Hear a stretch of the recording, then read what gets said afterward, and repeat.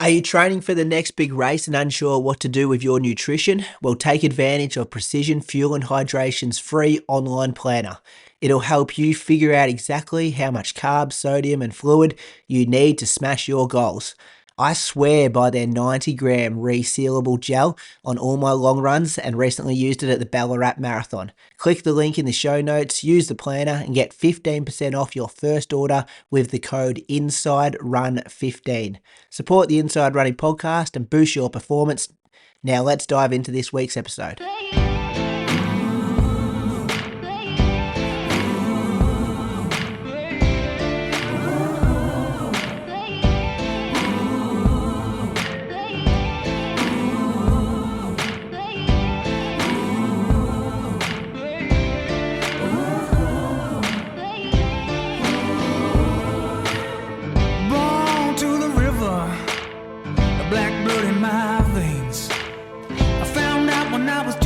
That your skin can bring you so much pain. Now I hear you say you got the best of both ways. Won't you come and take a walk in my shoes and tell me if you take my place? Under cover of my skin, I've heard all your names. If it's all the same, I'll keep on walking. Under cover of my skin, I've heard all your names. Welcome to episode number 354 of the Inside Running podcast. Thanks for being with us for another week. It's a big episode this week. We've got the back end of the Olympics to chat about. We got Chriso and Jordo. They're going to pop in. They're joining us from the streets of Paris. We've got a very special guest lined up for the end of the show. He's got a really interesting and fascinating story about his experiences on the streets of Paris during the men's marathon.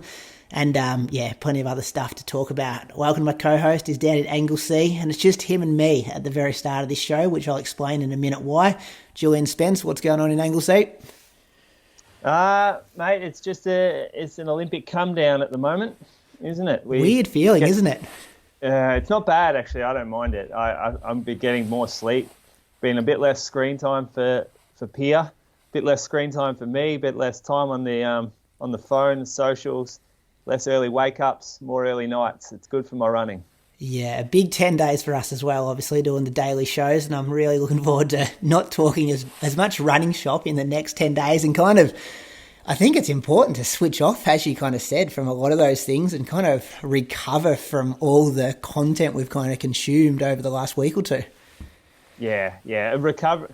It's overwhelmed me, especially with the last sort of event being such an emotionally charged discussion and the fallout and all of that. It just does wear you down a little bit. Yeah, and that's from us commentating on it, or providing commentary. I cannot imagine what it's like for people there, and I'm sure we'll get into that a bit later on. But before we do kick off this episode, Moose, I want to acknowledge that this is a different episode than we originally thought would be episode number 354. We did try to record the weekly episode with our Patreon daily episode straight after the women's marathon on Sunday night. And since then, because in that episode there was a lot of assumptions being made, there was a lot of emotion, and since then we've had more information kind of come to light, especially with Sinead Diver's DNF, and we acknowledge that this new information can change opinions.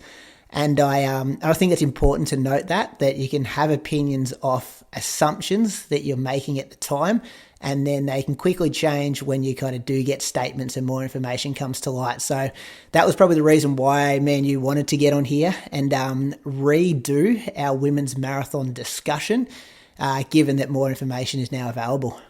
Well, there's that for sure. We can have a better discussion about it because there's more facts, and where Sinead sort of come out and told her side of the story to a degree. But also, it gives you a couple of days to process what happened. We recorded that immediately after the events going on, and I feel we're still having trouble processing it all. And a couple of days later, you get to really think it through, and you get to maybe develop your opinion a little bit more sharper. There's more information, so you can get a bit more of an educated opinion. but you can also kind of see two sides to the story. And not two sides of the story as much, but you can sort of see more other arguments, and you can process them and think about them. And I think what happened was, it was a crazy afternoon, and there was so much social media outroar, and there was this chats going off everywhere, and it's probably not the right time to be recording a podcast, to be honest, mate. Yeah, and a lot of you're trying to connect dots yourself and then make comments on the dots you're kind of trying to connect. So you're wondering why Croaks isn't here at work at the moment, but I am about to. So in this episode, you're going to hear bits and pieces of different audio all put together. The majority of it with Croaks, Moose and I, and bits and pieces from our daily chat, so we don't repeat ourselves, that we did have on Sunday night around some different events and our training weeks and all those kind of things. So I'm going to throw to our training weeks now, Moose. And then when we get to the running news section, we're going to lead off, me and you, with the women's marathon discussion. Enjoy the episode. Let's whip through some training weeks. Absolutely. Whip through them. You can go first, Craig. What do you got? All right, I'll go first. So Monday. I'll go. Yeah, you go. Yeah, went out to Mulligan's, and I saw Cam Myers ran this new sort of trail on the, must have been like the Saturday or the Sunday or something. And so there's a new like nature center, and they've basically got this new trail from the nature center, which is dead flat. It's like a couple of kilometers, but it also runs past this old, a house that was built back in like 1890 or something. So the old stone like chimney stack's still there. So it's like a bit of a educational trail, and there's like all of these signs that have like different information. So I went out there, like I'll definitely use that for more sort of flat runs. So that was 58 minutes, 4:20s. Then Tuesday we're down at the lake for a session of 3 minute, 2 minute, 1 minute. So we did 3 sets of that. Had a minute recovery, standing recovery between the reps, and 90 seconds after the set. So my 3 minute reps were 3:11, 3:08, 3:05. My 2 minute reps were 3:08. Like it was a bit of a headwind on the 2 minute rep. 3:08, 3:03, 3 flat, and then my 1 minute reps were 2:56, 2:55, and 2:51. So it was okay. Like I'm still finding the speed stuff I really just don't enjoy anymore, and they're not super enjoyable sessions. But I feel like it's Wednesday. Felt really, really good. Like did 9:45 in the old Brooks Ghost 2, 25.6k, 4:06s. It was just one of those runs where I just felt smooth. Yeah, so Lily Loop on Thursday, 4:20s, 10k. Then Friday morning I went back out to Mulligan's for another one of these hilly tempos, except I started at the start of Mulligan's to make it a bit longer. So I did 12k, 3:30s, significantly harder than the week before, just because there's a few tougher hills at the start, about 180 meters, I think, of climbing. Saturday ran around Mulligan's and then down to Lily's Hockey. So that was an hour at 4:13s. Went out that afternoon before the marathon, 30 minutes, 4:17s. And then this morning, did 2.5 hours, had 90-gram pouch of Precision Fuel and Hydration gel and 1 Morton gel. So it was about 115 grams of carbs. Ran 37.6k at 4-minute Ks with, I think, just about 450 meters of elevation. Once again, felt good. Brooks Ghost. I was happy with, like, legs felt strong at the end. Managed to kick down the last couple of K for a week of 146k, I think. We just one double. It's good going. How's the long run from him as well, Moose? It's a good one. It's classic from him. It's hard, it's fast, it's hilly. It's our man getting ready for a marathon, putting in the high Ks now. Yeah, I'm actually not going to. I think I'm going to can all double runs. I don't think I need them. I just do bigger days, and I still probably roll 130, 140k on singles. I think it's safer to do doubles. Safer. Yeah, I just like for an old body. I just like the hour 45, potentially even 2 hours Wednesday. Love the midweek long run. Gets me strong. Yeah, but you're an old man now. You've got to train like an old man. I know, but like I'm Got definitely it. moving. I'm moving better, which I find I can handle. I can handle good mileage when I'm actually like feel biomechanically good, which I haven't felt for quite a while. So hopefully it continues. Good. Well, let Go me Moose. be quick with my week. Little double on the Monday, ran with Kieran in the morning down the Anglesea flat section, and then tready afternoon for half an hour. Then I ran a single track on Tuesday morning. Really fun, not very fast or anything, but got an hour. I think it was probably 95% I've given it single track, so that was good. Did a jog in Torquay that afternoon, so another double. An hour on Wednesday morning, bit of a hillier loop around town. Started to feel better after the Sunday race, and did a workout early on Thursday morning, treadmill workout. It was 3 by 10 minutes at threshold. I took 90 seconds just standing off to the side, rest. It was pretty cruisy. Nothing to worry about here. Certainly wasn't fast or anything. Just don't know because it's on the treadmill. Then I did a jog the next morning in Torquay again, and ran an hour on Saturday morning, and then did a Sunday long run. So that was today. Went out in the hills, did this pretty solid loop actually. It doesn't even have a name, but you spend a bit of time on Harrison's track and Allardyce track.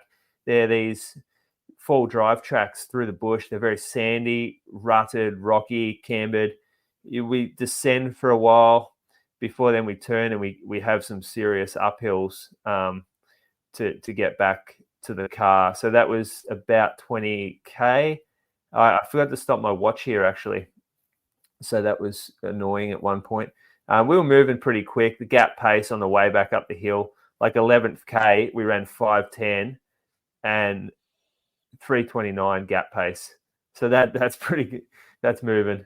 Then we climbed up another one, ran 4:18. It was 3:28 gap pace. So I did Kramer's workout with him. He had 12 minutes at marathon effort. Then we ran that at 3:21s. That he went too fast here. He doesn't train with people very often, and I could tell he was going too quick, but I just was running with him, his pace. I ran behind him for the first 8 minutes of the rep. Then we went into 4 by 4 minutes at half marathon pace. This was over some dirt roads. So 3:15, 3:18, 3:25, that was uphill rep, and 3:18 on the flats again.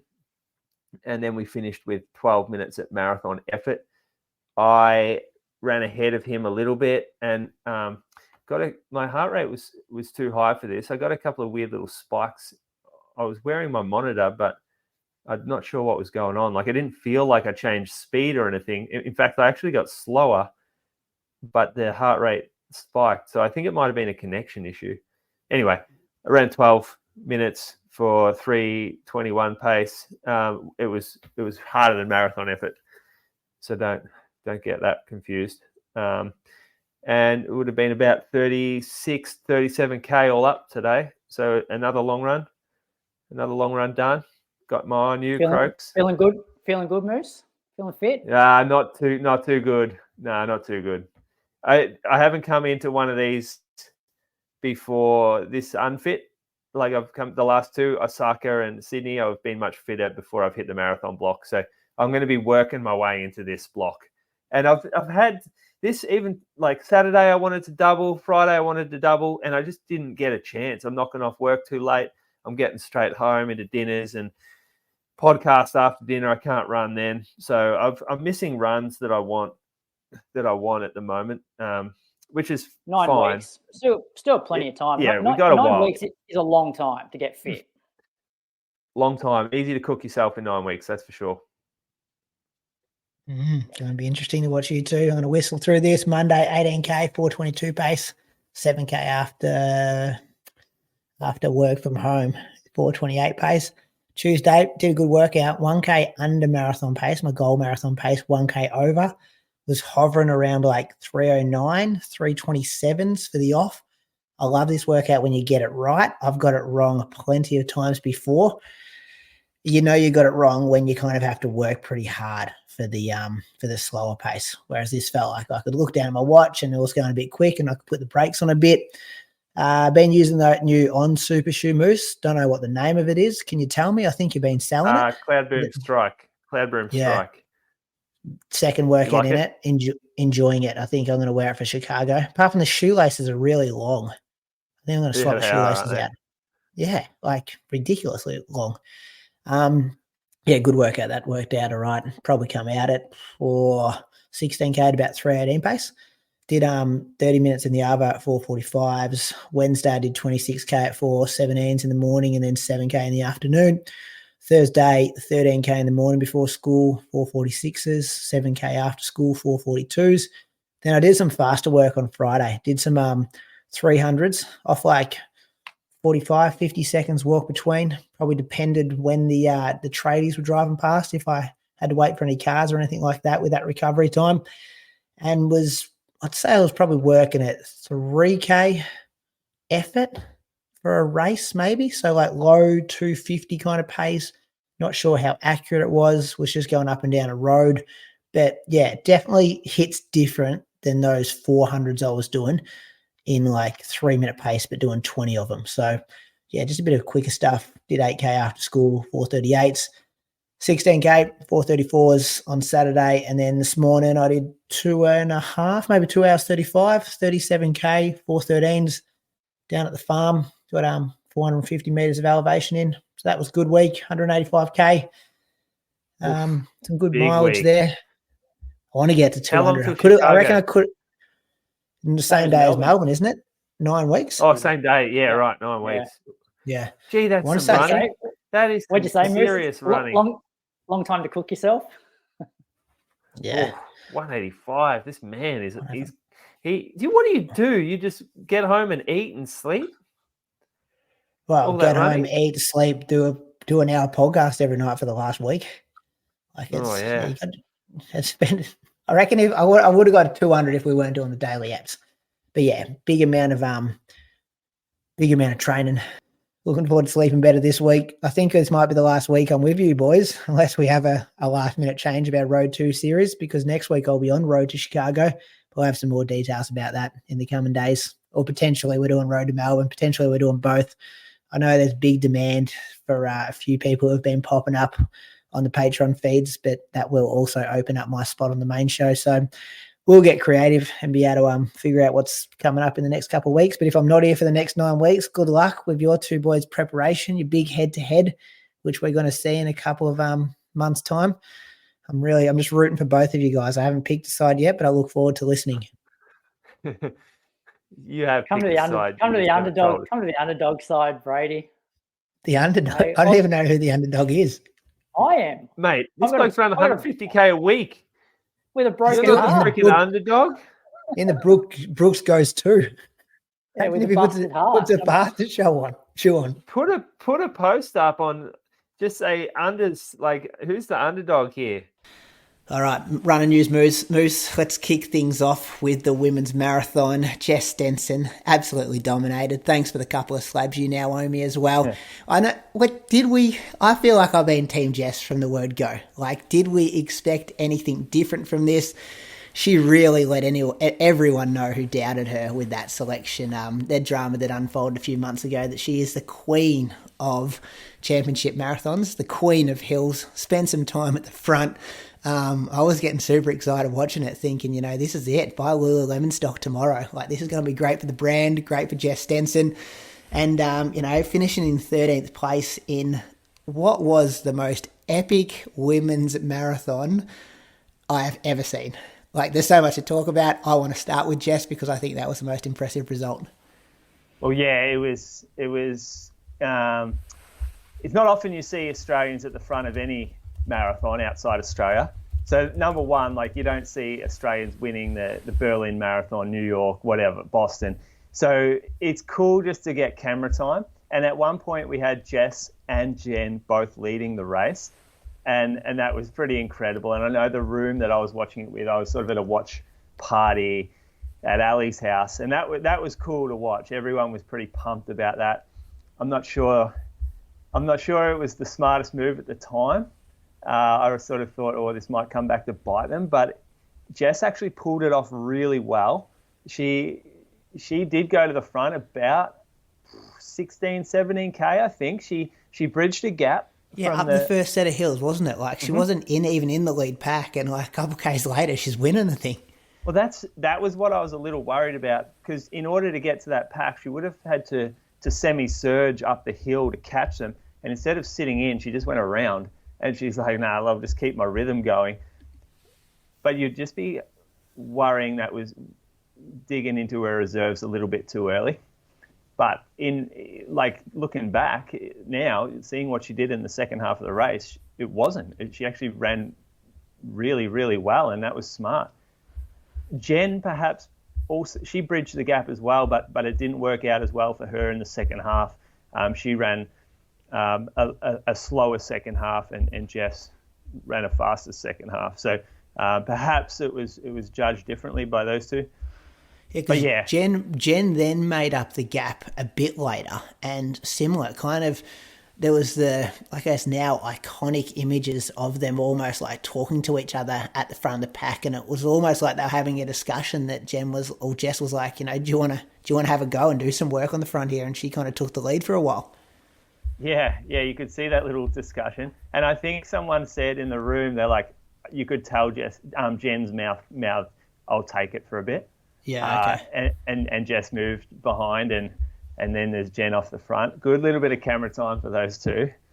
But yeah, it's a sensational run from Jess, and there's a lot of people.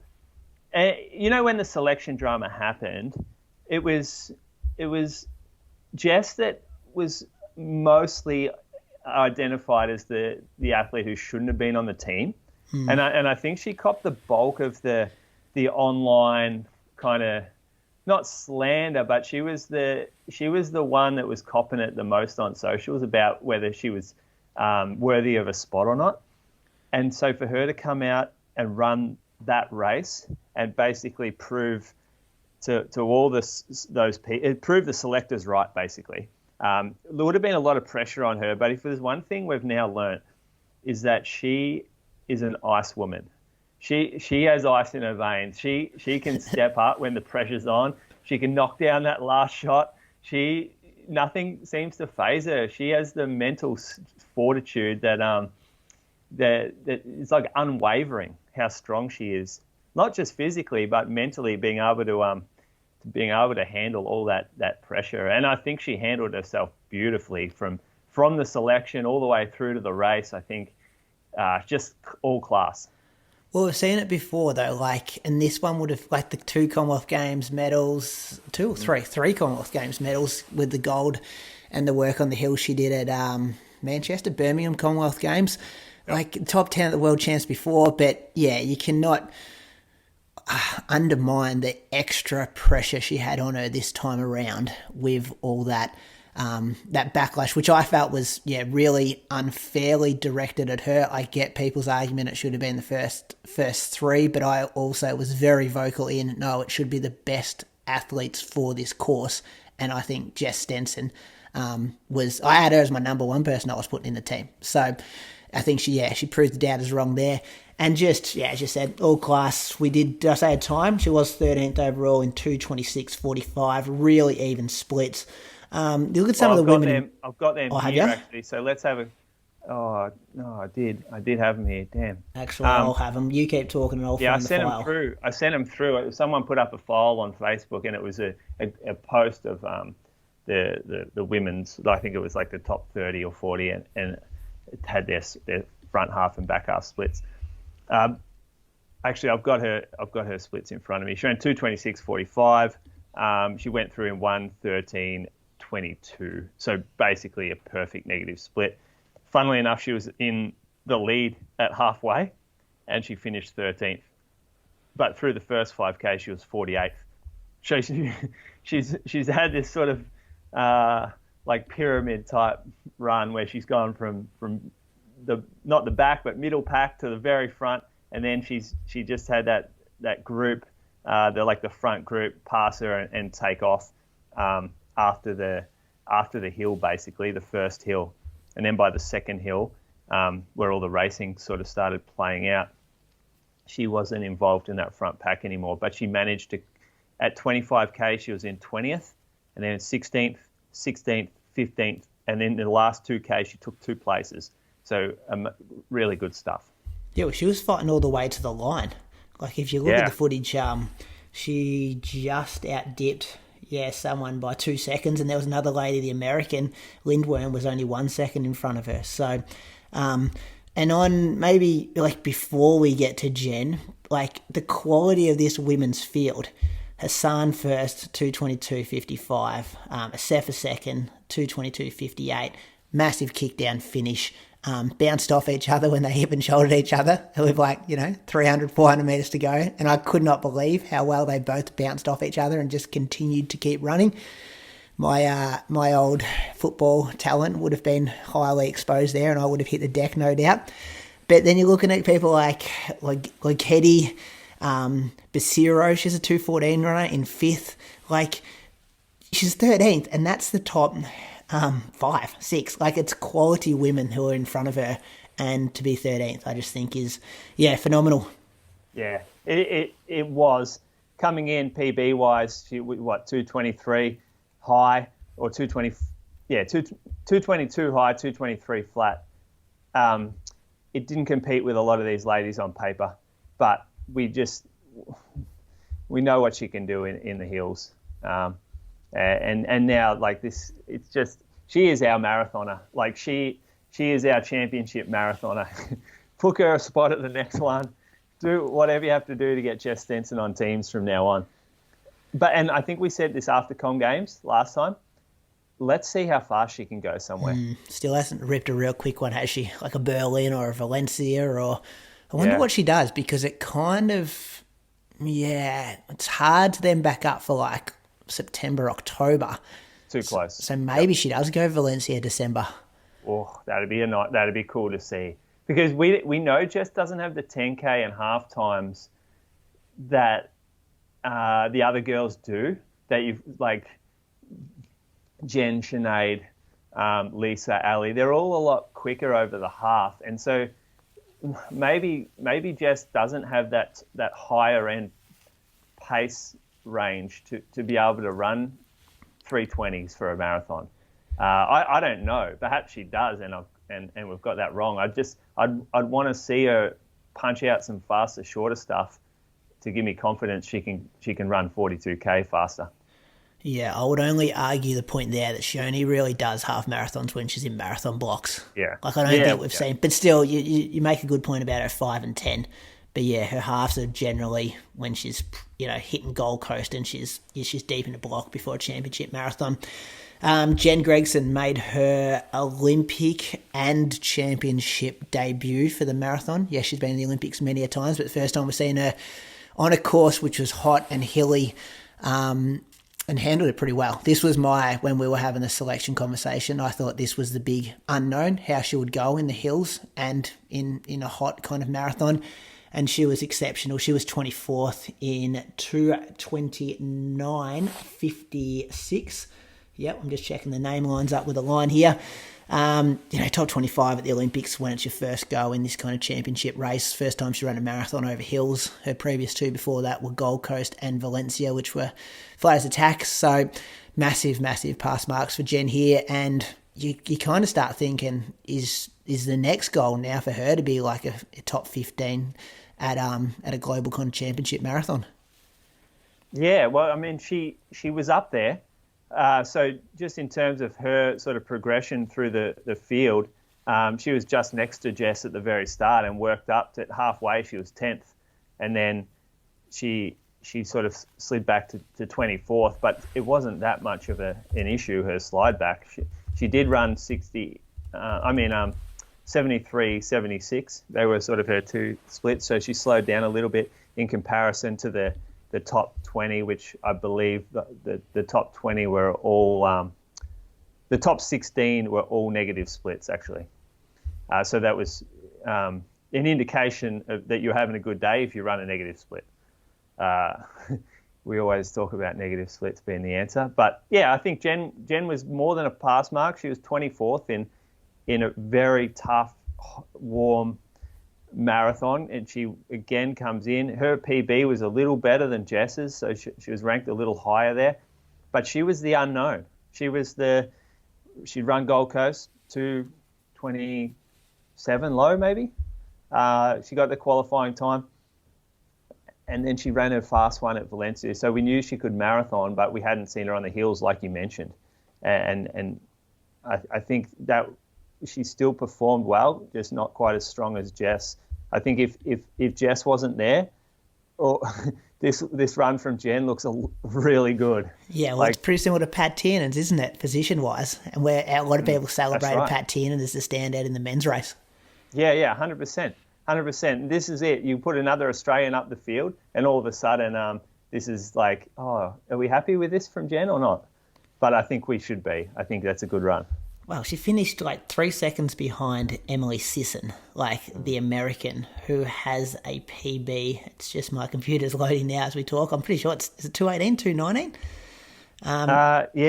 She 2:18:29. Yeah, fucking fast.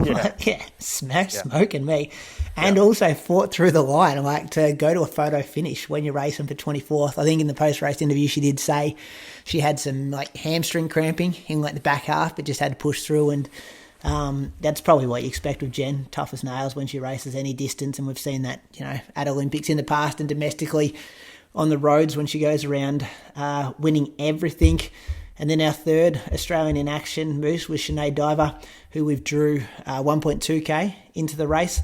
This was kind of shocking footage. I felt like I saw the American. She stumbled, or not stumbled, she was like almost limping off the line. Yep. Like, so, potentially carrying an injury into the race. And then that was kind of like lighting up my DMs about, well, this kind of American has really struggled off the line here. And then, 1.2k, we got footage of Sinead kind of bent over a fence.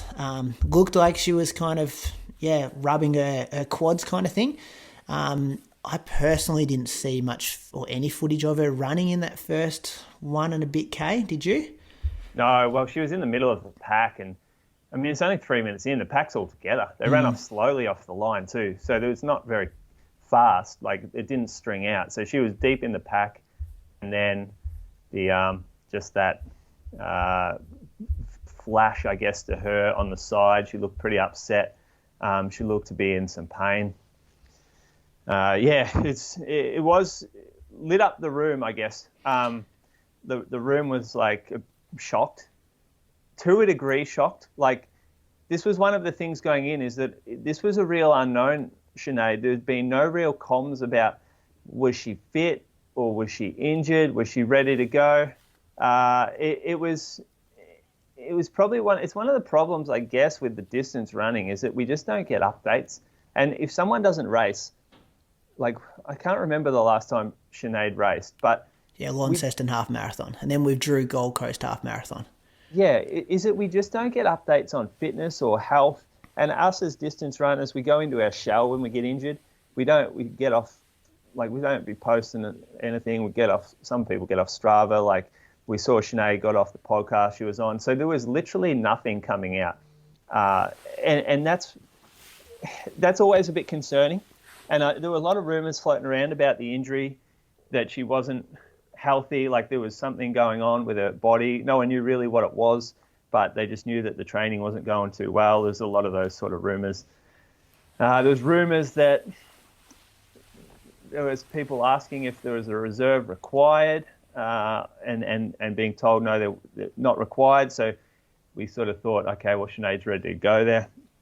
And so the immediate thought, like, I think the entire room, when they saw Sinead finish, they're like, oh, she had an injury and it's just blown up on her. Yeah, that was the initial thoughts within the watch party. And it must be a pretty bad injury to not be able to run for longer than 3 minutes. because this is Sinead Diver we're talking about, 10th at the last Olympics.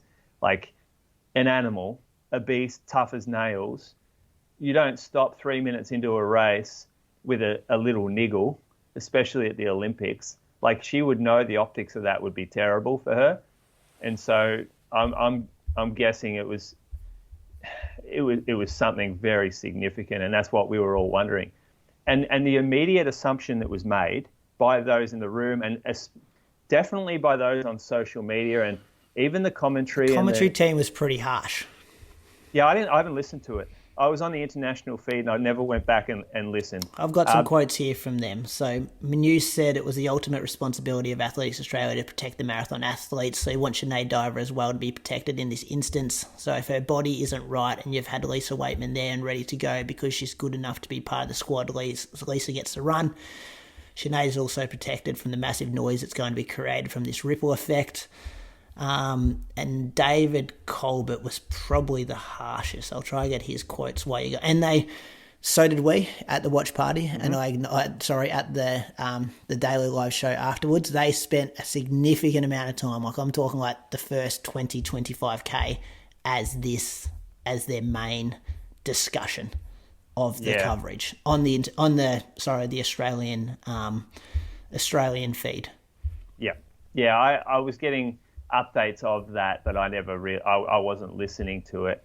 This is Dave Colbert here. You can't take someone's spot to run a kilometre. I'm sorry, Colbert said. If you know that's the case, if you've known in good enough time, you don't get picked to start the race. You get picked to try and finish it. That's the famous story of the marathon. Yeah, and that's an interesting one about getting picked. Like, so Sinead earned her selection. Within the qualifying time, she ran the Australian record. She was by far the fastest qualifier. And so this is the question I've been pondering in my own head. Is the Olympics a team sport, or is it individuals wearing their country's uniform? Because if it's individuals wearing the country uniform, she doesn't have to give up any spot. This is an individual sport. She's racing against others for herself. She doesn't have to give that spot up. She earned the spot. She can do what she wants with it. There is no onus on her to give it up to somebody else. But if it's a team sport and you're counting the other athletes on the Australian squad as your teammates, and you're thinking that the country is your team, then that's when starting the race in a condition that you know is not going to get the ultimate result for the team, that's probably where there's got to be some question marks.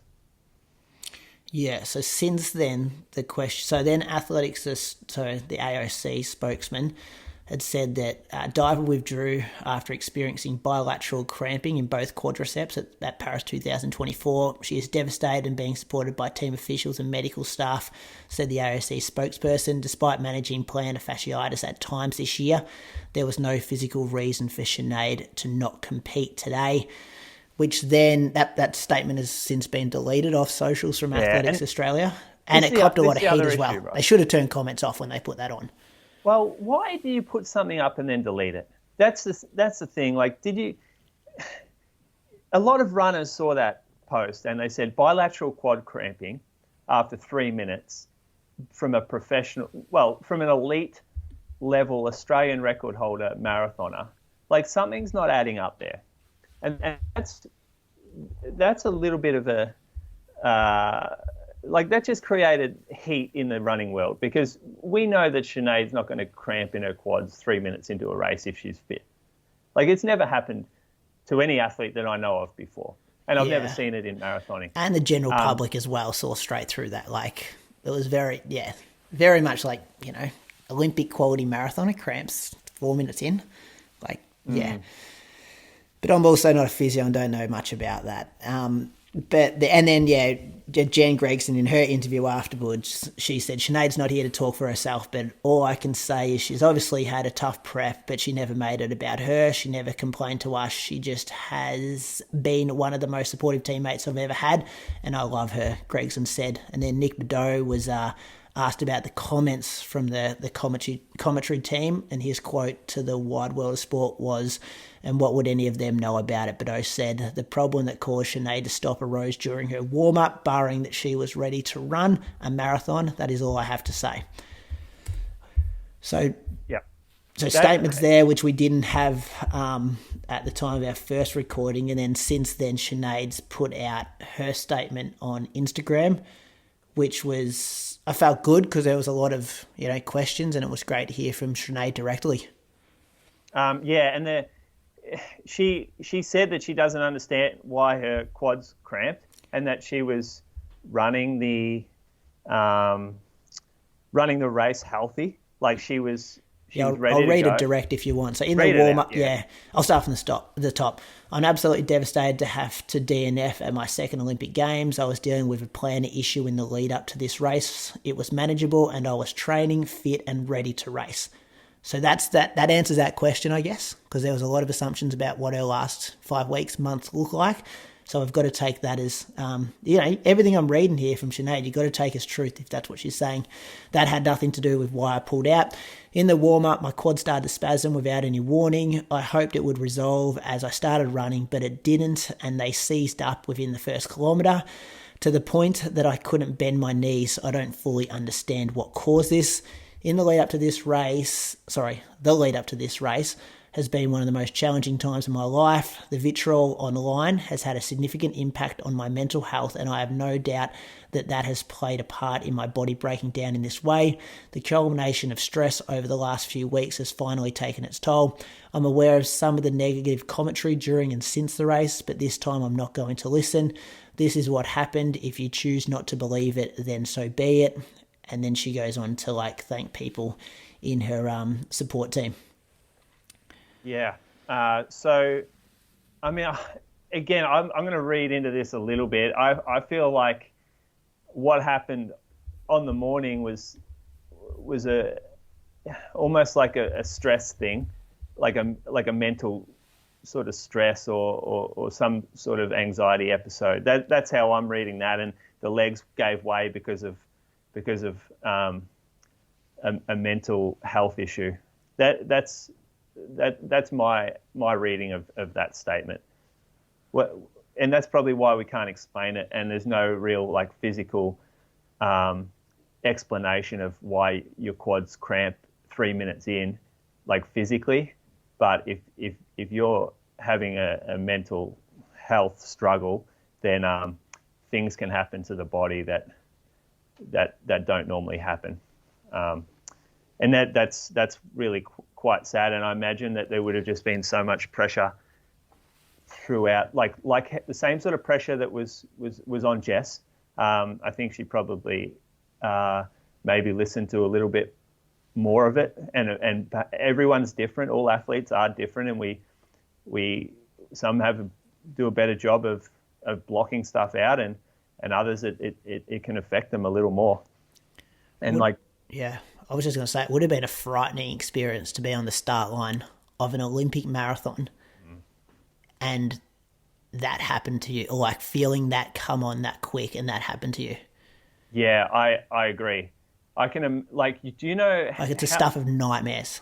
This is probably 2 to 3 weeks now of not knowing. She said she had plantar issues, and I think they got it reasonable enough for the day. But can you imagine? She did also say, "I was training, fit, and ready to race." So you got to, by that statement, you got to say that she's, 95% ready to perform. And now this warm-up / first couple of Ks, something serious has gone wrong, and it must have been a scary and frightening moment for her. Yeah, and she's not going to start the race if she doesn't think she can go longer than 3 minutes. Let's be real about this. She's not coming out in any way on top. No one wins in this situation. But there's no way she starts a race thinking that she's 3 minutes worth of running is in her. So again, we don't really know. There's still a few question marks around all this, and not so much questioning Sinead's statement, but what was happening in the back end all through this whole process. it is tough. Like immediately, the assumptions we made were that she was injured beforehand, and this was the result of an injury. Sinead says that she wasn't. We're not going to, like, I think it's very dangerous territory to start sort of suggesting someone's not telling the truth. So we're not going there at all. No, you got two choices now. You believe it or you don't, and you can do that in your private space. That's right, yeah. And the other thing is you start thinking about, I started to think about Sinead like as a person, like pulling out on the sideline, like distraught, seeing all this commentary that was going over the TV, the social media stuff, and even our contributions the other day, like sort of maybe not being as tactful as we could have been. You start to think about Sinead as a mother, a daughter, a wife, a friend, and all of a sudden it just like it hits you and you go, she's not going to do anything. She like, I feel like we probably judged her too harshly. We've got to think about her a little bit more as a person here. Oh, so much build-up emotion. Like, this is the same, like, ever since everyone's been running so fast in that women's category too, like, it felt like it all was just snowballing. Like, yeah, from everyone in the space, I think. Yeah, and you've done a great job to summarise that. It still frustrates me, and it's similar to the Ollie Hoare stuff that you spoke about last night, that stuff can get through. Like, it's this direct line, as you said, like negative stuff can and impact her. Because as you said, I felt like Jess probably had that online. What word did? The online vitriol that has caused significant impact on her mental health. But yeah, I don't know exactly what she's referring to there. But yeah. Well, here's the other thing, Brady. I always compare them and say, okay, runners need to be like AFL players, or they need to be like professional sports people where they can buffer this negative press and the comments and all the social media stuff. But they don't go through the system that an AFL player does. They don't go through this professional sports world where they teach them how to deal with these things. Sinead starts running as a 30-year-old IT worker. She has 2 kids. She's a mum. She doesn't come through a professional sports world. She's kind of thrust in it just because she's really good at it. And she doesn't get. She's still a full-time. I'm not sure if she's full, but she still works another job. Like, we say that she's a professional sportsman, but she's not earning enough money to be a professional sportsman. She's a semi-professional, and she doesn't have all the sort of framework around her that an actual professional probably does. Yeah, if one thing's come out of this whole Olympic campaign, it's how our top-level athletes are interacting with social media, I think, across the board. Like, not so much how they're individually, like what policies and practices are in place to protect them, I think is more important. Yeah, and this has got to be a real learning curve for not just Athletics Australia, but for all probably the federations and the national groups or the AIS, the VIS, whatever. There's got to be some sort of education around how do you limit yourself from being accessed by fucking random people on the internet. Yeah, who hide behind fucking fake names. Yeah, exactly. And I mean, I think the best course of action for Ollie and for Sinead and anyone who cops this is name and shame them. Like, if they're not just full. No, I think you just get yourself into it even more. No, I reckon just name and shame. It's gonna stop. Like, those people will be ashamed if they got friends watching to see that sort of shit go on. Like, and these are members of the running community. Yeah. Well, they will. I actually know some of them have put their name to it.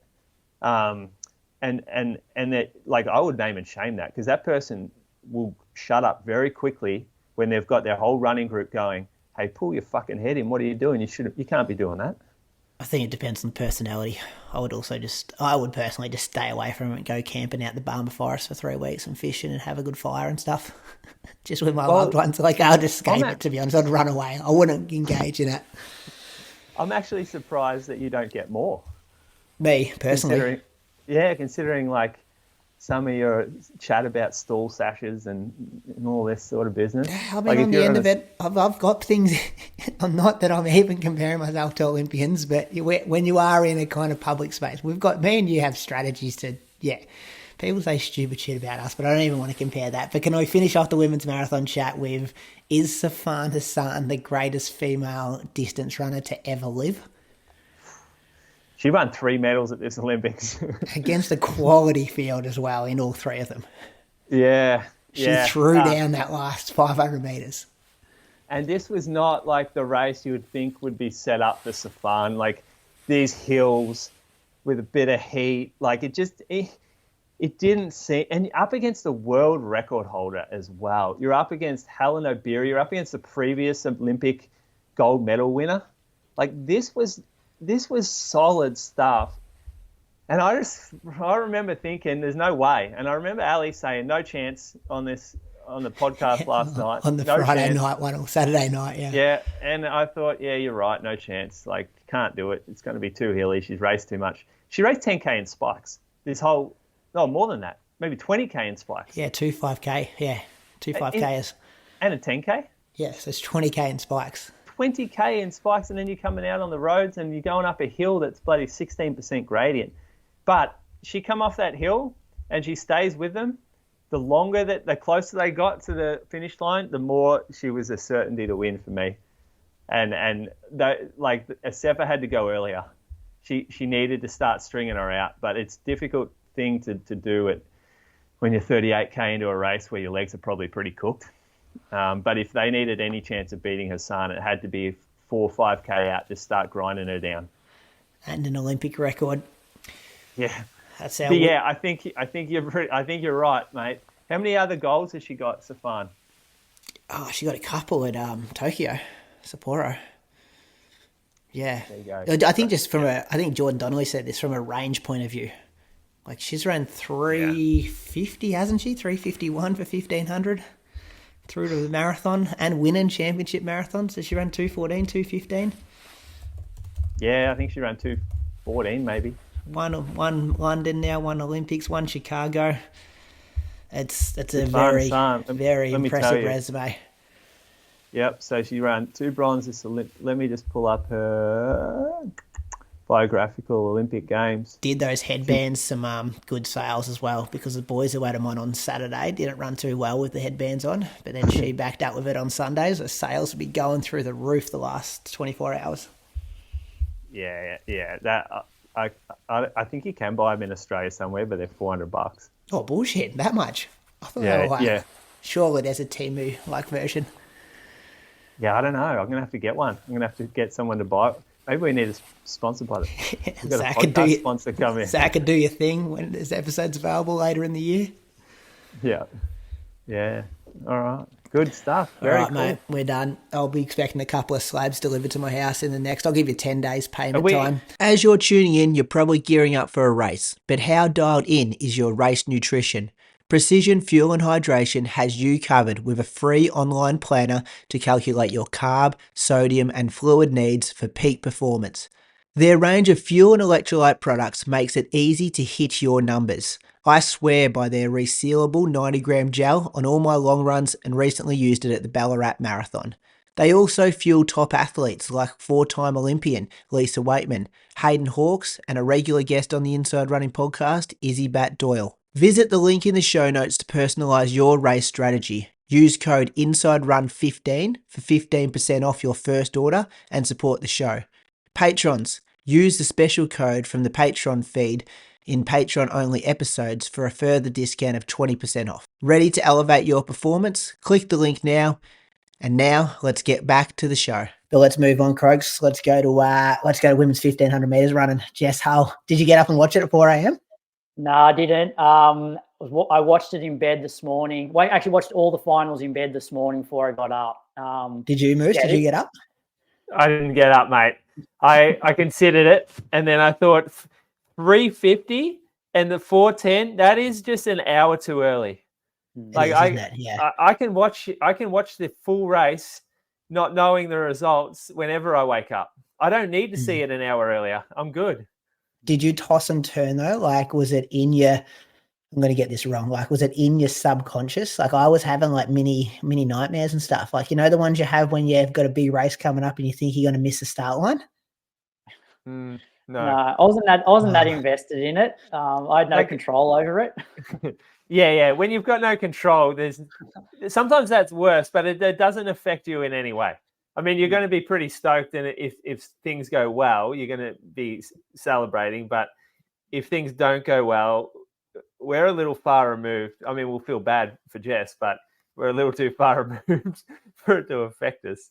Tough position for Jess to be in, though, in a way, because it's like with the season she's had, her not getting a medal like would have been a disappointment. You almost wished, or it would have been easy for Jess if the Olympics was her breakout run, was her like 350 run, because then you're like, oh my God, like, you know, Jess was outside chance of a medal at that point. Whereas now she'd run 350, held a world record over 2K. You're like, well, if she doesn't win a medal, it's a disappointment in a way. But, you know, to her credit, she got the silver. Were you surprised by the tactics? I know I said on Friday night that I thought Tsige might actually sacrifice herself for a teammate.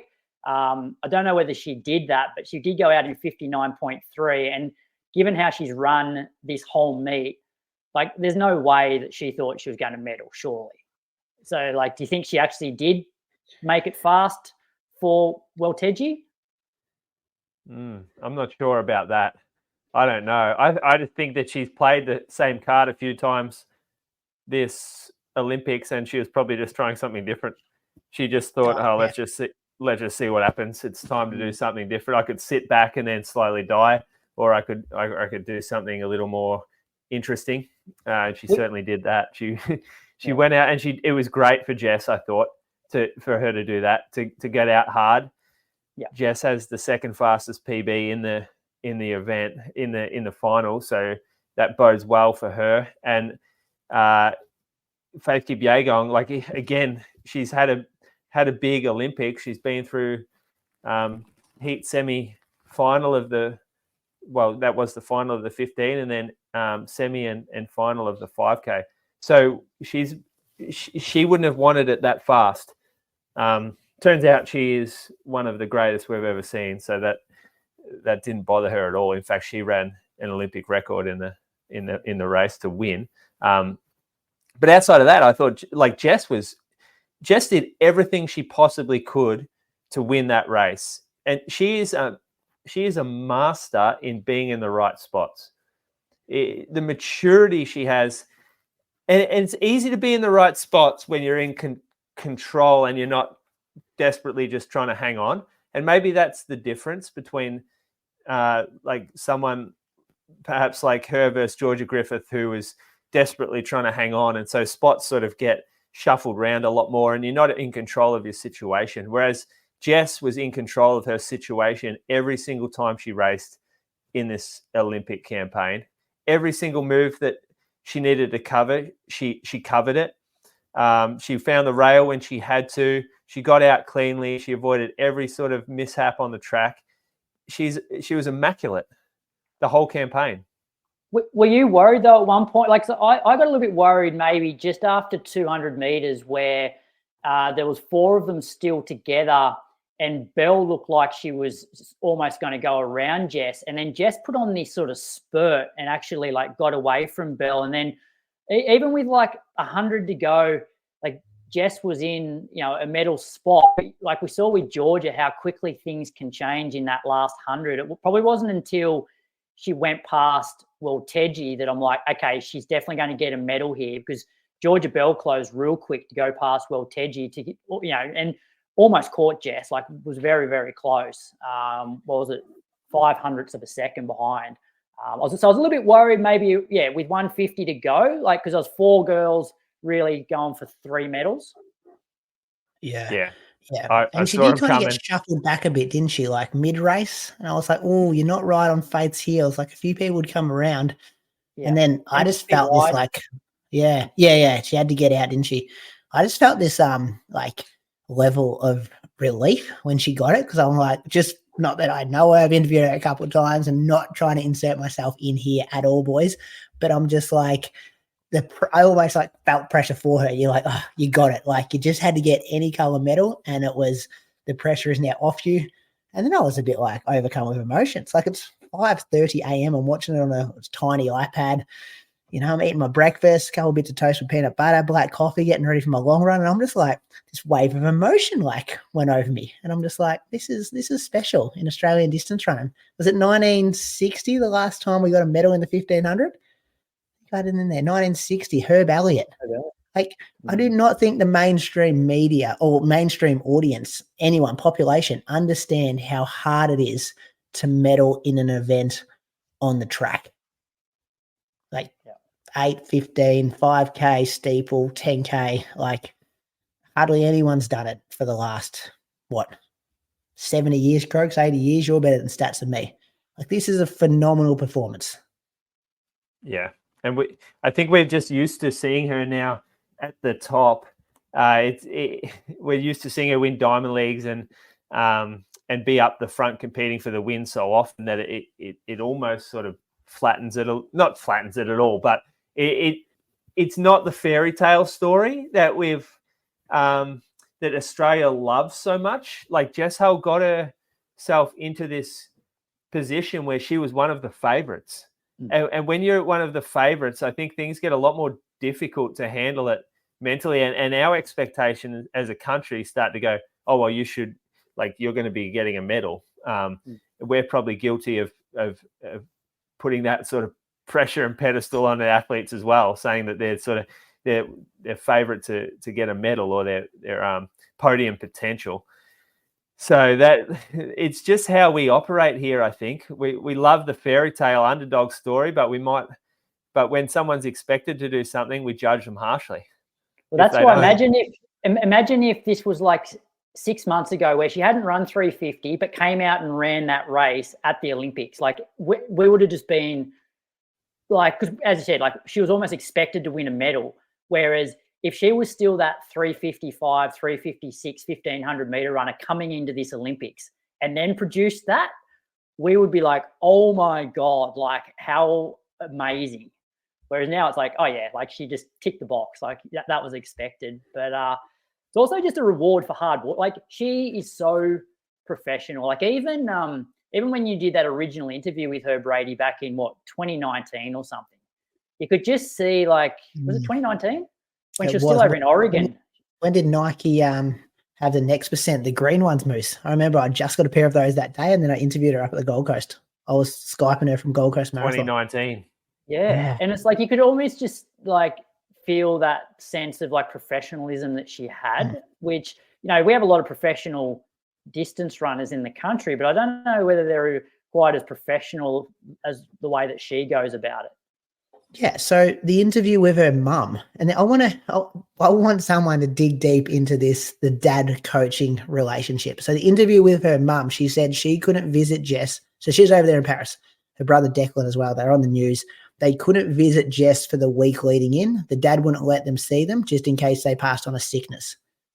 Like, I want to know more about how do you go from 355, 356 to 350 as your dad, as your coach, who else has he ever coached? Like this guy has made this girl into a silver medalist in a sport that we've hardly ever had any medals in. Like, do Cam Myers, does he sit there and go, you know what, maybe I should go get coached by Jess Hull's dad or Stewie? Hey, I need a bit more success on the track in the 1500. Like, there's this huge story about her rapid growth of improvement, yet we don't know how she's done it. And this guy's got no runs on the board. Yeah, it's a good point, Brady. And I think for so long in this country, there was only really one option. If you were a top pro distance, middle distance runner, there was only one group in the country to go to. Go through the time. So yeah, Kipyade on 351.29, Olympic record. Jess 352.56, and Georgia Bell, national record for Great Britain, 352.61. Good. 800 Croaks, that happened also. What about this for a final? Yeah, like gun to tape, Wanyonyi, 141.19. So it was about 0.2 off the world record. I think 50.3 at 400. Arop gave himself a fair bit of work to do. Was, you know, towards the back. He ran 141.20, so 100th of a second off the win, but probably ran further than Wanyonyi, and Sedjati was third in 141.5. And the story to come out of this, well, firstly, Wanyonyi's run, it sort of, do you guys remember the Kenyan Olympic trials where I said he pretty much did the same thing and ran some incredible time on Kenyan soil, like I think maybe a 141 as well, or low 142. So he adopted the same tactics there. But Sedjati, his room was raided in the Olympic Village by the French, was it doping people? I don't know what their federation's called over there. Don't know. You heard that? I don't know what they're called. I did. I heard that there was an article about it, and he was interviewed and asked about it, and he kind of said something like, "Oh, this is what athletes have to deal with. Don't worry about it." Something like that. Yeah. Is this another one of those where there's smoke, there's fire, though? Of course there is. You can't be having anti-doping people raiding your room thinking that everything's all good. Yeah. It was just like it's a normal procedure. Your room just get raided now and then. That's just what happens. Yeah. What about Arop? So he went 51.1 and then 50.1 for a second lap, running lane 2. Most the second lap, the Canadian. Like he nearly got there. It's an amazing run. Lost by 0.01. Jordan Donnelly's so hooking me up with all these stats as we talk. Yeah. That's so good. So Jeff has been great at getting you more knowledgeable about the 800 and watching the moves and going, oh, that was a big surge. I think that'll hurt later. And looking at the splits, he's been really good for me. I got no idea about how to talk about or watch an 800, but I think I'm getting better. Great. Does that mean you boys are going to be up and about when Diamond League comes on now? Because you boys have always been like, Diamond League track, not interested in that. You're in your element with Jeff. You, Jeff, and Jordan Donnelly the couple of nights ago. Like, these guys are nerding out big time. I thought Moose had gone and walked his dog for 25 minutes. He didn't say a word. I should have. That's how much I contributed. So didn't even know who Ron Warhurst was. Oh, yeah, that was bad from you, Moose. You know him now. He invented the Michigan workout. I know who he is. I don't know who he was that night. Got another guest here, teed up. He's on the streets of Paris, Jordo, for his last appearance from the streets of Paris. Does not represent anyone's other opinions or brands other than himself here. Jordan, how you going? Hey, good evening, everyone. Pretty good. We just late one last night, running around the public marathon till 3 a.m. They had 20,000 people run the same course, and then back at it this morning.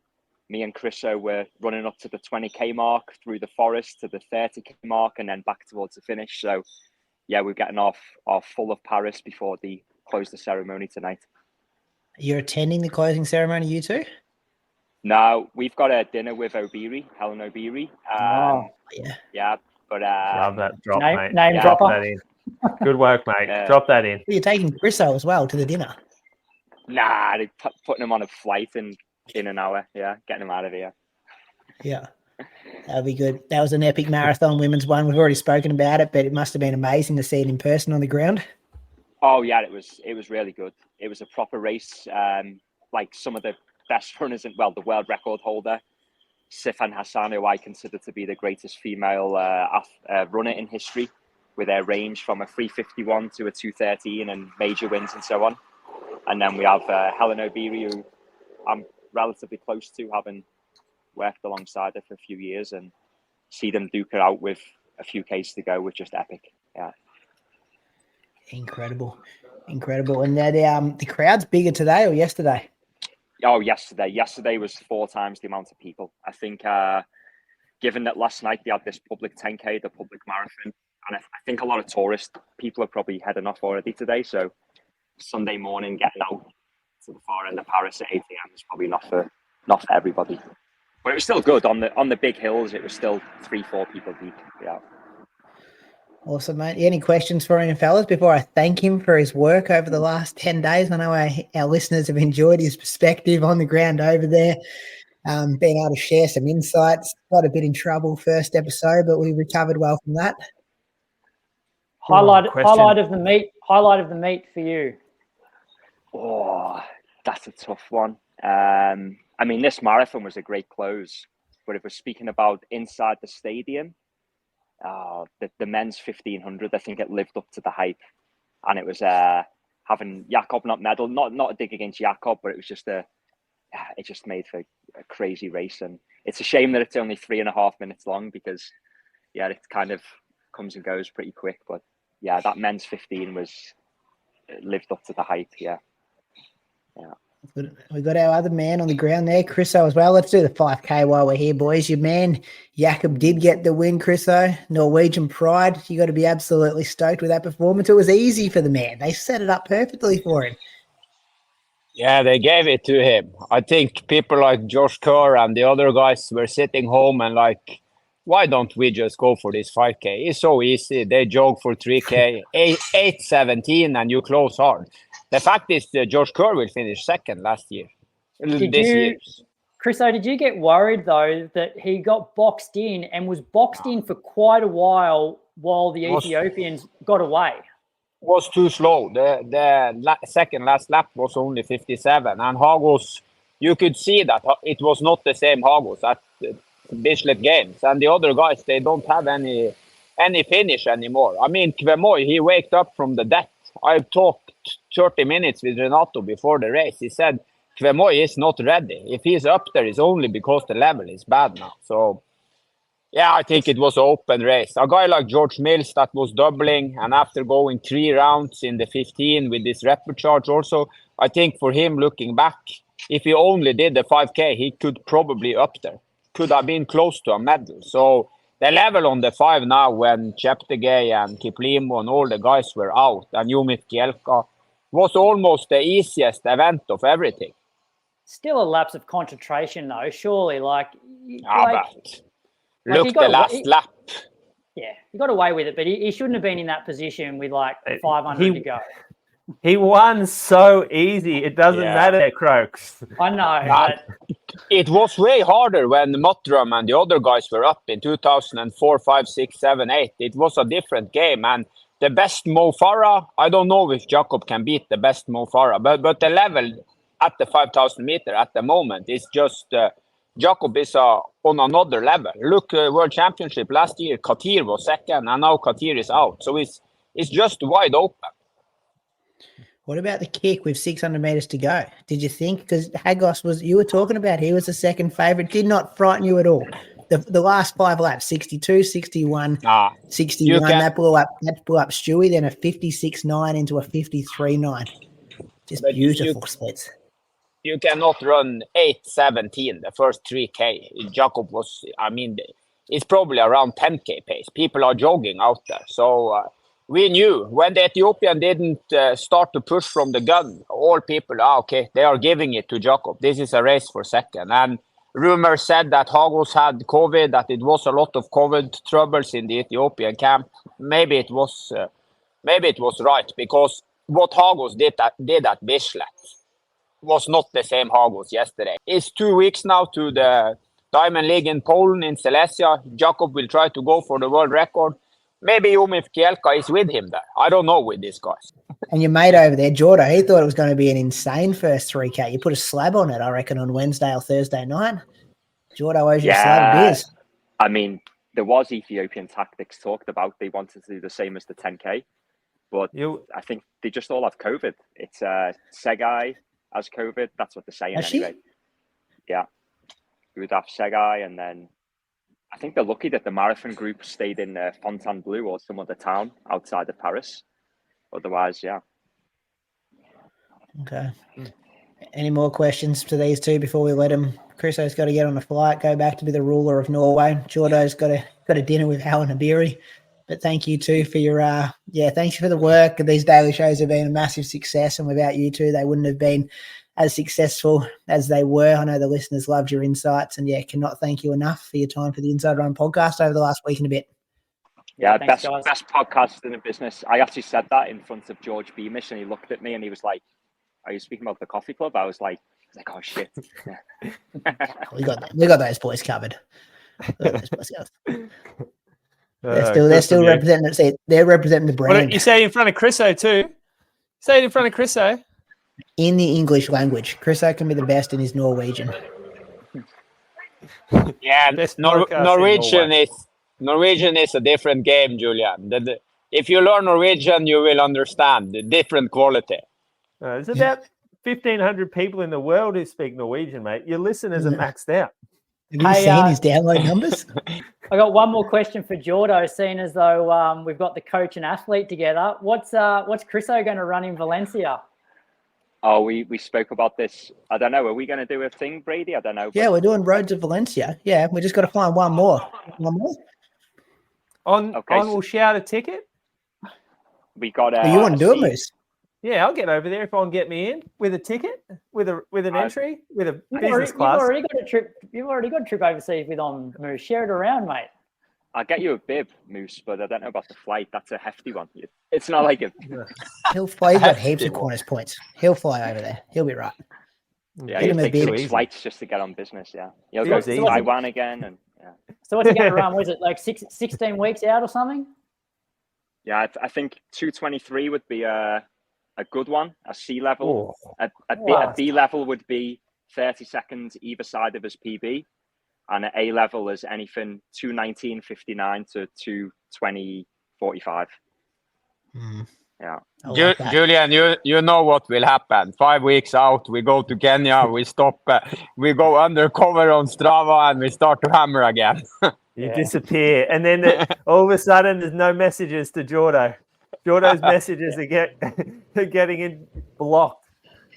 So I will need you as a bodyguard in Valencia. I can take these plane tickets if Jordan take the hotel. Sounds good to me. Boys. I'm loving you and leaving you. We've got a lot to get through tonight, but thank you once again for all your work. Good luck, safe travels, stay healthy. Listeners will hear from you two on the road to Valencia a bit later in the year. See you, boys. See you guys. Where are we going next, Krugs? I think we're just the times with the men's 5K. So Jakob got the win, 13.66. Quemoy second, 13.15. And Grant Fisher, we didn't speak about him. He had a really impressive last 100 to get the bronze in 13.15. So bronze in the 10, bronze in the 5K. He's the real deal. And Stewie was 18th in 13.31. Yeah, what a campaign from Grant Fisher. Yeah. Stewie, we kind of expect that, didn't we? He was probably lucky to be in that final. Then when the big moves started getting made, he was out the back probably with 3.5, 4 laps to go. But gets to call himself a finalist again. So take that. Marathon, we've spoken about the women's. Do you want to go to the men's? This happened last night. This was... Sorry, I was thinking about Stewie today. I was thinking about... What do you got? How hard would it be for Stewie rocking up to the Olympics in 2 events, knowing that your fitness is not there and that your only real play is to get on the front and kind of drive? It just must be so difficult. And kudos for him to getting out there and actually having a crack at his race plan, which maybe it wasn't, he just didn't have the fitness to back his race plan up. But I reckon that would be such a fatiguing, mentally tough thing to do for him. Race in, race out. And I reckon we've been a harsh judge because we expect big things from him. But I feel like he's had a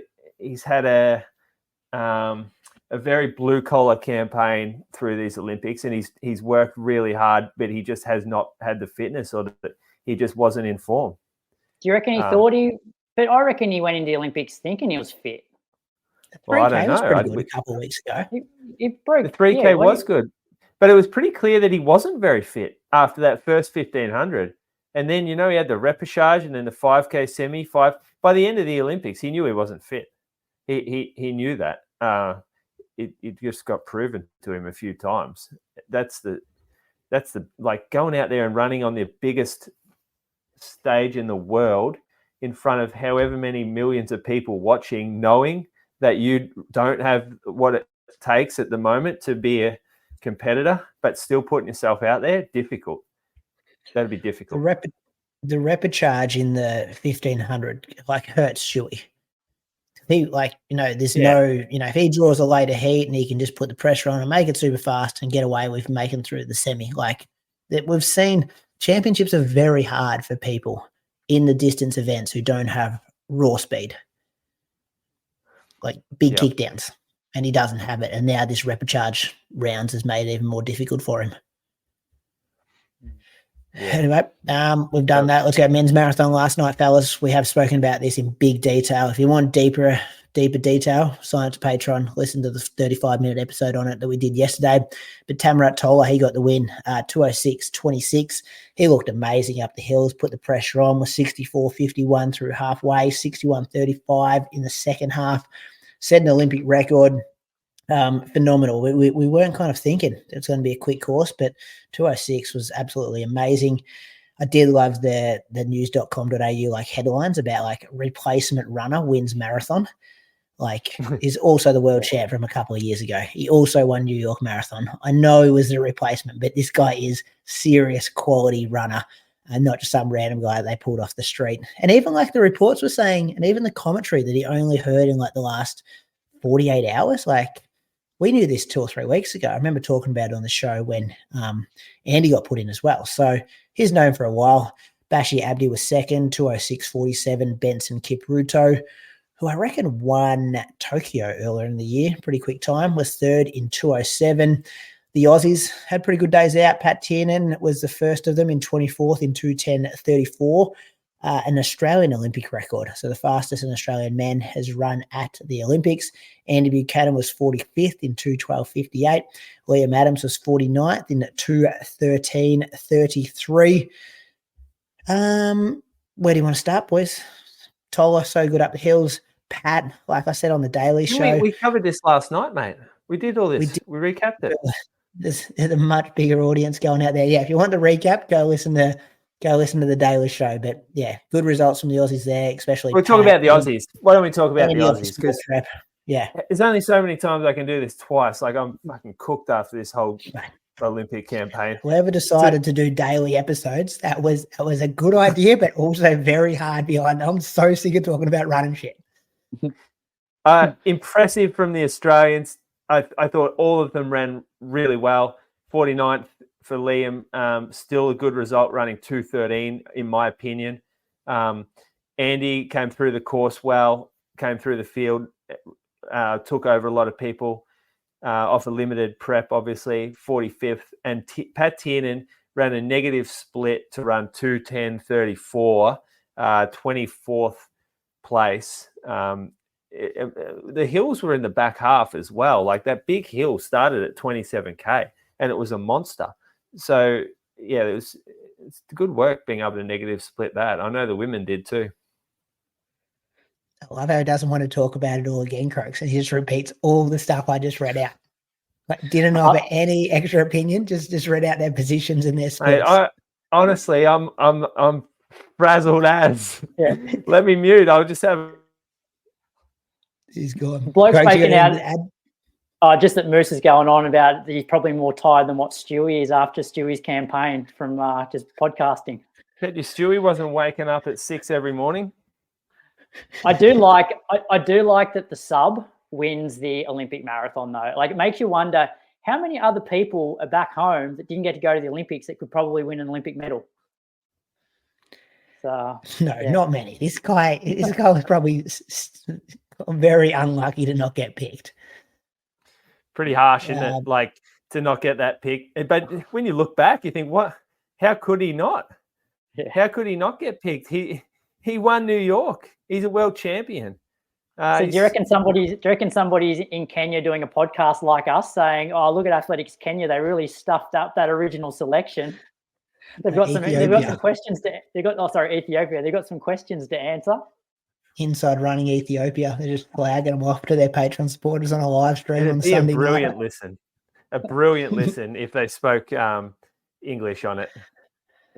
It would be. I wonder if there's any controversy over there. The women's 10K, this happened as well. We had Lauren Ryan here, and she had a pretty decent run. She was 13th in 31.33, splits of 15.50, 15.23. She went to the front for a few laps, boys, and she did it. It reminded me of Zatopek. You know, when the pace was slow, she went to the front. So this is pretty solid because she's had a massive championships with the 5K heat as well, and she's just looked like a bit off her best for the last month or two, whereas this kind of stacked up pretty well. Chebet got the win, closed in 57.5, 30.43. Battoletti was second, the Italian, in 30:43.3.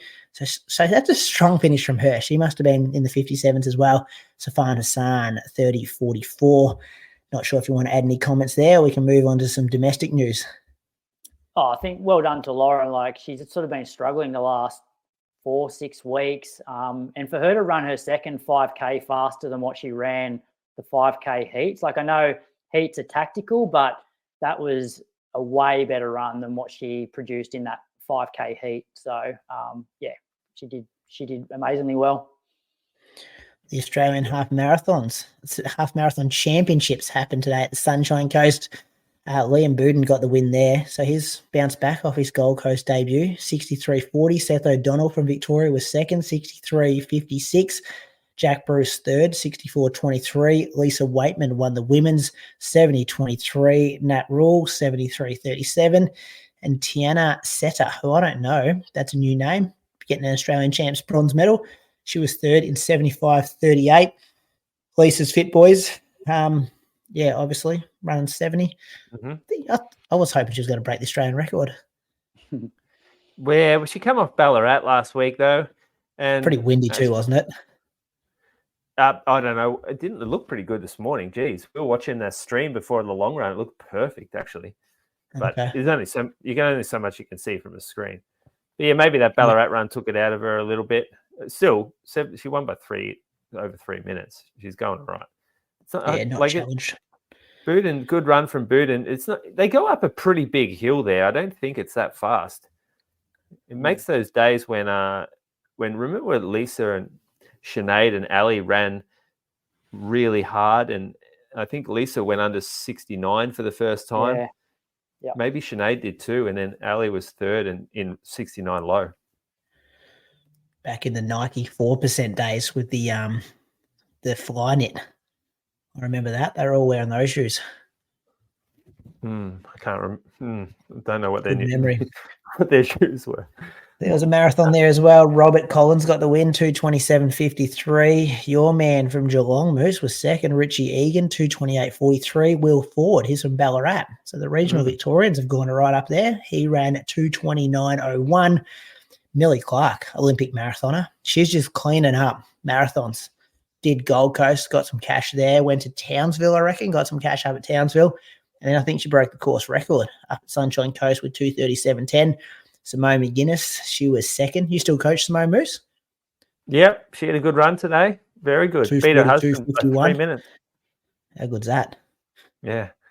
And Mel Horschilt, Craigs, Nee Rolson was third in 2:57:22. Why have you got her maiden name in there? Do you know her? No. Oh, Mel, yeah, well, she was steeplechaser. Frozen on me. I'm also looking forward to going back to the other software, Bruce. Craigs has disappeared on me. Yeah. She was a steeplechaser. Went to World Cross, finished like 8th at World Juniors, I think. So she was like a bit of a star back in the day, and then she went to triathlon. She's like similar age to me, maybe a year or two younger. Yep. And then City to Surf also happened. Ed Goddard got beaten on his home turf. Very rare that we talk about Ed Goddard not winning races in Sydney. Isaac Hayne got the win, 40:50. Ed Goddard second, 42:07. Friend of the show, Shoe Geek, Tom DeCano was third in 42:31. Leanne Pompiani got the win, 45:38. Paige Campbell second, 47:03. Bronte Oates, 47:26. Australia's biggest fun run, 80,000 people. Finish at Bondi. Looked beautiful in the photos. Got to get up there another year, boys. Have another crack at it. Yeah, it's pretty fun. It's a 70,000, was it? How many did you say? 70,000? 80,000, don't they? 90,000, yeah. Yeah, that's cool. That's rad. The only problem is logistics, getting that many people out of Bondi. So you're better off just finding somewhere down in Bondi, spend the day. Yeah, I had a mate from the UK come over and do it. And he absolutely, well, not just for that, like he's visiting Australia and he got an entry and did that and absolutely loved it. And then he asked me what my fastest time was. We've been here before, Creeks. I looked it up. You're about 3 seconds quicker than me. I think, Moose, you're about 5 seconds slower than me. We are very, very close together. This is all pre-podcast years that we ran it, but we have very, very similar times on that course, which I think has changed a tiny bit. I think, Creeks, you're just under 44 minutes. Yeah. So, and Moose, you're just over. Right. Super shoes, Moose. Right. Oh, yeah. Imagine what we're doing super shoes. Yeah. Moose is a super responder as well. He'll probably run 42 minutes. Could win it. 40? That's big from Isaac. Might break Monna's record. He might. It's a good win from Isaac, isn't it? He's on a bit of he's in form, that boy. Yeah. Oh, yeah. Yeah, he's moving. See him at the next Olympics, you reckon? He'd be... So hard to go to the Olympics in 5K, 10K. Like Morgan just got the qualifier and he's Grant Fisher's old enemy. Like Jack didn't. You know what I mean? You could be the best domestic road racer. It'll be more people getting in on points. So you're going to have to do that circuit thing. You're going to have to do the managers thing, all of that. It's going to be more political, I reckon, like the whole circuit and where the points go. We'll cut listener question because we've got a bit. We're cooked, listeners. We're real cooked. Us three. We're cutting segments everywhere. But Moose on the loose. Have you got one? Oh, you get a fair bit come out of the Olympics, don't you? All the time. You do. It's hard to keep up with them. Actually, all it takes is like one stream to watch. I don't like chucking commentators like the generic sports commentator into specialty events. For me, that's not the way to do it. And I was listening the other day. Tony Jones said that the marathon was perfect conditions for the marathon. 20 degrees, beautiful outside, and just so many people. He said, Yes, someone like my inbox lighting up, being like, "Oh, this is great! I'm going to go somewhere where it's 20. We'll have a beach holiday afterwards." So that I like specialist commentators, and surely we can afford them. It's the Olympics. You get on a specialist commentator for the specialist events. The Mark Taylor commentating the diving. Apparently, that was just a nightmare. I think I was on the international stream the whole time. The commentary was pretty good, to be honest. There was one bloke who kept banging on about javelin and how good he was as a javelin coach and a javelin thrower. That guy was pretty annoying. Yeah, he was pretty painful by the end. But I reckon that was okay. It was kind of unbiased. It was nothing, no like story time, anything like that. Just commentating the race as we like it. I had a little one that I sent through to you boys. I got up one morning to watch the men's 400 meter final, and so I go to the Channel 9 app, click on the 400. They show me one or two ads, and then they show the start list. I'm like, oh yeah, that's good. And then after that, you expect to see the athletes. Then how they come out from underneath the stands and wave to the crowd. I was expecting that, but no, they put up the results page. Then they showed me all the runners coming out for the race, and then showed me the race. It was like, surely somebody's lost their job showing the results before the race. It's like amateur hour. Yeah. I do love like people who have tried to insert themselves in like Jess Hull's success. So like if you've got like a photo with her 2 years ago, it's like that's the photo you'll upload today. And like you can just upload a photo of her winning the race. You don't have to put that story on her of like your arm around her, like giving a thumbs up. I'm like, I get it. It's cool. You got a connection to the person, but you don't have to insert yourself into everything. But anyway, that's just my a lot of inserting going on over there. A lot of inserting. Yeah. Just wait till they all come home.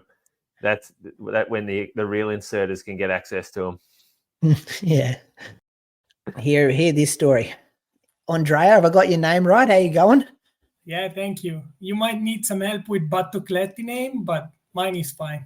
Oh, okay. Yeah, I need help with more than that name, mate. I need help with a whole lot of names. This is funny. You're in Paris and you're holding a shoe in your hand at the moment, which we spoke about last night. Eliud Kipchoge finishes the marathon. Or he doesn't finish. He pulls out.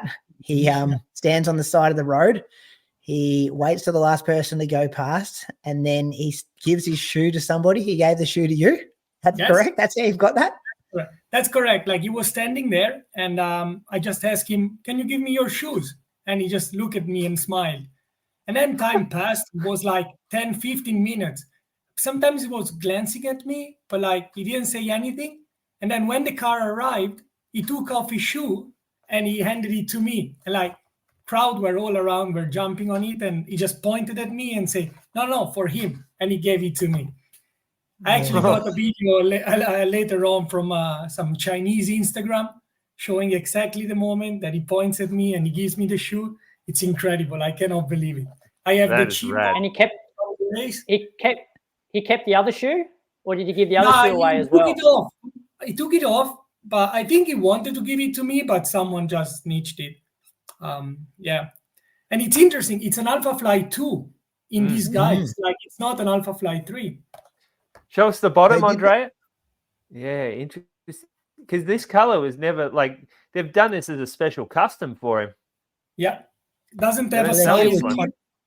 Yeah, Connor Mance had Alpha Fly 1 on in that colorway too. I think he ran in a 3 in the end, Connor. Oh, I thought Toby said a 1. How do they reproduce a 1 now? Like, can they do that? Just a 1-off? Yeah, mate, they can make stuff in their. Yeah, they can make stuff for sure. But that is a really cool story. Do we feel like that's his send off? You pull your shoes off if you're still going to go around again. Okay.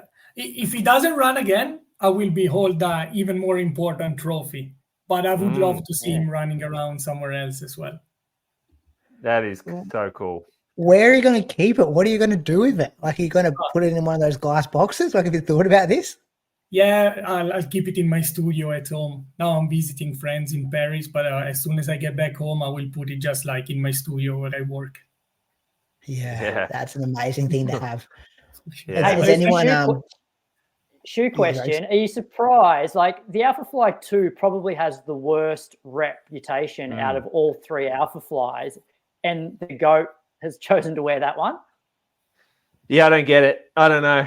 I don't think anyone picked the 2 over the 1, and I don't know a lot of people that have picked the 2 over the 3. In fact, I don't know anyone who's picked the 2 over the 3 except for the big man Kipchoge.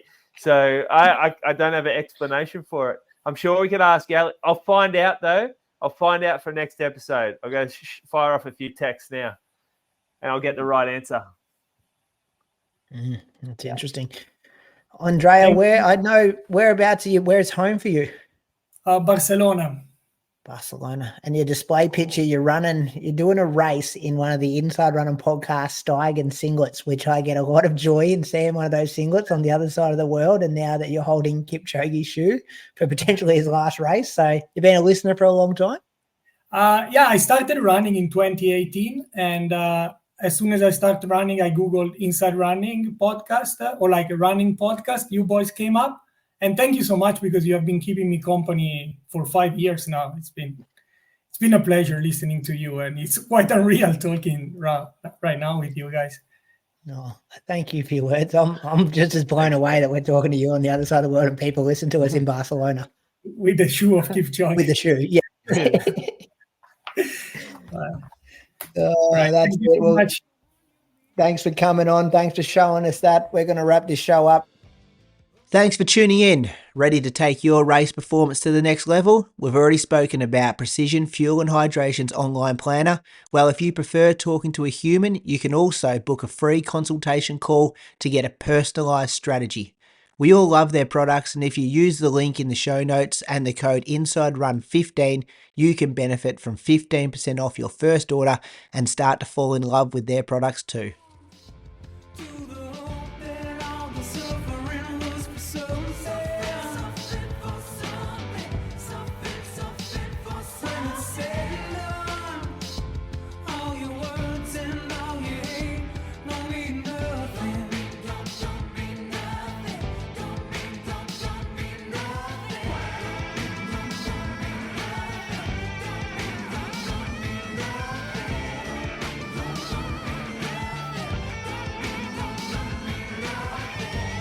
The world